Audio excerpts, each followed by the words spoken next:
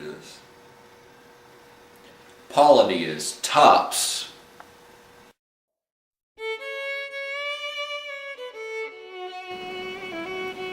Welcome, new officers of the Presbyterian Church USA.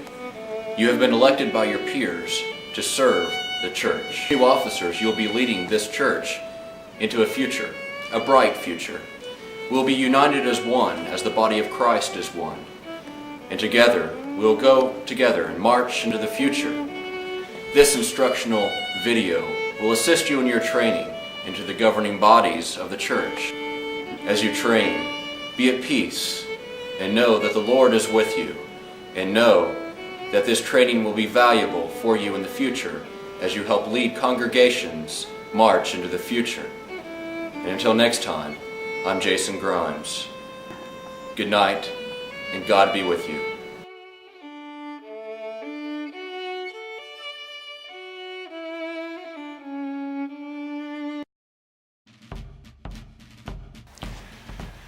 The Presbyterian Church USA shall be governed by representative bodies composed of presbyters, both elders and ministers of the Word and Sacrament. These governing bodies shall be called Session, Presbytery, Synod, and General Assembly. Governing bodies of the Church have no civil jurisdiction or power to impose civil penalties. They have only ecclesiastical jurisdiction for the purpose of serving Jesus Christ. Within the context of ecclesiastical jurisdiction, governing bodies may frame symbols of faith, bear testimony against error in doctrine and immorality of life, and resolve questions of doctrine and of discipline. They have power to establish plans and rules for the worship, mission, government, and discipline of the church. There is also unity found within the various governing bodies of the church. Just as there are three hypostases within the Trinity, yet we worship a monotheistic God, so are there hypostases of church government. But all forms of the government work for the good of the Church of Jesus Christ. For purposes of clarity, the governing bodies are separate and independent, but have such mutual relations that the act of one of them is the act of the whole church. Governing bodies of the church shall be responsible for the church's commitment to inclusiveness. All governing bodies shall work to become more open and inclusive, and shall pursue affirmative action hiring procedures. When individuals are elected to office, consideration should be given to their gifts and requirements for ministry. Individuals should also be given the right to elect their own officers. And now, Ms. Jill Taylor will discuss the Committee on Representation.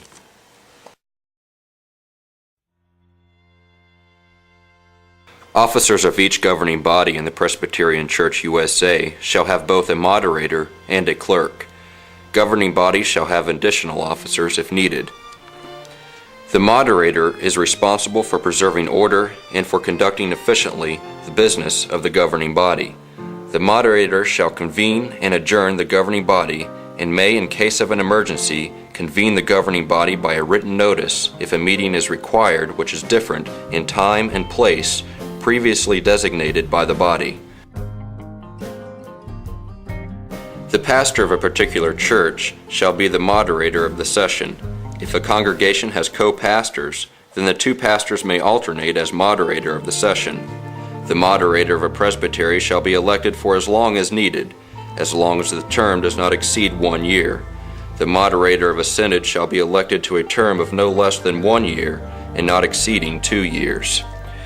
The moderator of the General Assembly shall be elected at each stated meeting. At the time of election, the moderator of a presbytery, a synod, or the General Assembly must be a member of, or a commissioner to, the governing body over which she or he is elected.